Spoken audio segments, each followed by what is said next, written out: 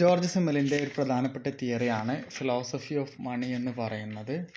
അദ്ദേഹം അതിൽ പണത്തിനെ പറ്റിയാണ് അതിൽ അദ്ദേഹം പറയുന്നത്. അതായത് മണിയുടെ ഫിലോസഫിയാണ് അതിൽ അദ്ദേഹം പറയുന്നത്. അതായത് സമ്പത്ത് എങ്ങനെയാണ് നമ്മുടെ സോഷ്യൽ റിലേഷൻഷിപ്പിലും വാല്യൂസിലും എത്രത്തോളം സ്വാധീനിച്ചു എന്നതിനെ പറ്റിയാണ് അദ്ദേഹം ഇതിലൂടെ പറയാൻ വേണ്ടി ഉദ്ദേശിക്കുന്നത്. ഇത് അദ്ദേഹത്തിൻ്റെ സാമ്പത്തിക സാമൂഹ്യ ശാസ്ത്രത്തെക്കുറിച്ച്, എക്കണോമിക് സോഷ്യോളജിയെ കുറിച്ചുള്ളൊരു പുസ്തകമാണ്. ഒരു തിയറിസ്റ്റ് അല്ലെങ്കിൽ എന്നുള്ള നിലയിൽ ഏറ്റവും വലിയൊരു കൃതിയായിട്ട് കണക്കാക്കപ്പെടുന്നതാണ് ഈ സിമ്മലിൻ്റെ ഈ പുസ്തകം. ജീവിതത്തിൽ സമഗ്രമായിട്ട് ആളുകളുടെ എത്രത്തോളം പണം ആളുകളെ സ്വാധീനിക്കുന്നു എന്നതിനെ പറ്റിയാണ് അതിൽ അദ്ദേഹം പറയുന്നത്.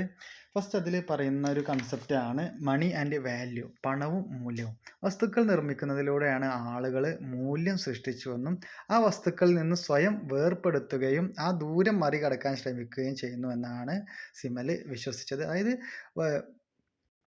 വളരെ അടുത്തുള്ള വസ്തുക്കളെ വിലപ്പെട്ടതായിട്ട് കണക്കാക്കുന്നില്ലെന്നും അതുപോലെ ആളുകൾക്ക് ലഭിക്കാൻ വളരെ ദൂരെയുള്ള വസ്തുക്കൾ വിലപ്പെട്ടതായിട്ട് കണക്കാക്കുന്നില്ലെന്നാണ് അദ്ദേഹത്തിൻ്റെ കണ്ടെത്തലുകൾ. ദൗർലഭ്യം, സമയം, ത്യാഗം, വസ്തുക്കൾ ലഭിക്കുന്നതിനുള്ള ബുദ്ധിമുട്ടുകൾ എന്നിവയും മൂല്യങ്ങൾ നിർണ്ണയിക്കുന്നതിൽ പരിഗണിക്കപ്പെട്ടു. പ്രത്യേകിച്ച് ആധുനിക കാലത്തിന് മുൻകാലങ്ങളിൽ ഉണ്ടായിരുന്നുള്ള ബാർട്ടർ സിസ്റ്റം, അതുപോലെ ചരക്കുകളുടെയും സേവനങ്ങളുടെയും വിനിമയത്തിൻ്റെ വ്യത്യസ്ത സംവിധാനങ്ങൾ, മൂല്യത്തിൻ്റെ സമാനതകളില്ലാത്ത വ്യവസ്ഥകൾ, ഇതൊക്കെ അവരുടെ നിലനിൽപ്പിന് അനുവദിച്ചു. ഒരു സാർവത്രിക യൂണിവേഴ്സലായിട്ടുള്ളൊരു കറൻസി ഒരു ഇടനിലക്കാരൻ എന്നുള്ള നിലയിൽ ആവിർഭാവത്തോടെ ഈ സംവിധാനങ്ങൾ അനുരഞ്ജിപ്പിക്കാനുള്ള ഒന്നായി തീർന്നു. കാരണം എല്ലാ ഏകീകൃത മെട്രിക്കിൻ്റെയും കോമൺ ആയിട്ട് വരുന്ന ഒന്നാണ് മണി എന്ന് പറയുന്നത്. അത് എല്ലാത്തിലും ഒരു കോമൺ ആയിട്ട് നമുക്ക് കാണാൻ പറ്റുന്ന ഒന്നാണ് മണി എന്ന് പറയുന്നത്. പിന്നീട് പണം വ്യക്തി സ്വാതന്ത്ര്യം കൊണ്ടുവരുന്നു എന്നതാണ് പണത്തിൻ്റെ തത്വശാസ്ത്രത്തിൻ്റെ അടിസ്ഥാനപരമായിട്ടുള്ള ഒരു കാര്യം. അതായത് ഒരു വ്യക്തിക്ക് പണം ഉണ്ടെങ്കിൽ അദ്ദേഹത്തിന് വ്യക്തി സ്വാതന്ത്ര്യം അതിലൂടെ ഉണ്ടാവുന്നു. പ്രത്യേകിച്ച് സാമ്പത്തിക ബാധ്യതകളുടെ പരിണാമം പരിഗണിക്കുന്നതിലൂടെ സ്വാതന്ത്ര്യത്തിൻ്റെ പ്രഭാവം വിലയിരുത്താവുന്നതാണ്. ഒരാൾ അടിമയായിരിക്കുമ്പോൾ അവൻ്റെ മുഴുവൻ വ്യക്തിയും യജമാനന് വിധേയമാണ്. അവൻ പൂർണ്ണമായിട്ട് യജമാനന് വിധേയനായിരിക്കും. കർഷകന് സ്വാതന്ത്ര്യമുള്ളതുപോലെ ഗോതമ്പോ കന്നുകാലിയോ പോലെ പണമിടപാടുകൾ യജമാനന് നൽകണമെന്നുണ്ടെങ്കിൽ അവന് ആവശ്യമുള്ള സാധനം കൃത്യമായിട്ട് ഉൽപ്പാദിപ്പിക്കണം. അല്ലെങ്കിൽ അത്തരത്തിൽ വലിയ രീതിയിലുള്ള പണനഷ്ടം മറ്റൊക്കെ ഉണ്ടാവാൻ സാധ്യത ഉണ്ട്.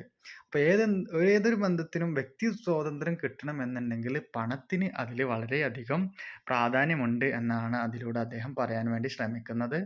എസ്പെഷ്യലി പണം സ്വാതന്ത്ര്യത്തിന് സഹായകമാണ് എന്നത് തരത്തിലുള്ളൊരു അർത്ഥം കൂടി അദ്ദേഹം പറയുന്നുണ്ട്. പ്രധാനമായിട്ട് പണത്തെക്കുറിച്ച് സിമ്മലിൻ്റെ ചർച്ചയെ സ്വാധീനിക്കുന്ന പ്രധാന വാദങ്ങൾ അദ്ദേഹത്തിൻ്റെ ഈ പറയുന്ന ചിന്തകൾ അടിസ്ഥാനമാക്കിയിട്ടാണ്. പ്രത്യേകിച്ച് മനുഷ്യൻ്റെ അസ്തിത്വത്തിൻ്റെ എല്ലാ മേഖലകളിലും പണം ഒരു സ്ട്രക്ചറായിട്ടുള്ളൊരു രൂപമാണ്. മൂല്യം എന്ന വാക്ക് ധാർമ്മികവും പണവുമായി സ്വാധീനങ്ങളുടെ ഇരട്ട സ്വഭാവത്തെയാണ് കാണിക്കുന്നത്.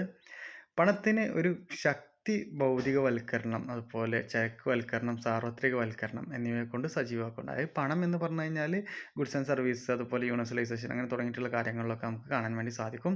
പണത്തിൻ്റെ പ്രത്യാഘാതങ്ങൾ, മൂല്യനിർണ്ണയത്തിൻ്റെ സ്വഭാവവും മാനുഷിക ബന്ധങ്ങളിലെ അളവുകളെയും പരിശോധിക്കുന്നുണ്ട്. അപ്പോൾ ഇത്രയും കാര്യങ്ങളൊക്കെയാണ് ആ ഒരു ചർച്ചയിലൂടെ അദ്ദേഹത്തിന് മനസ്സിലായത്.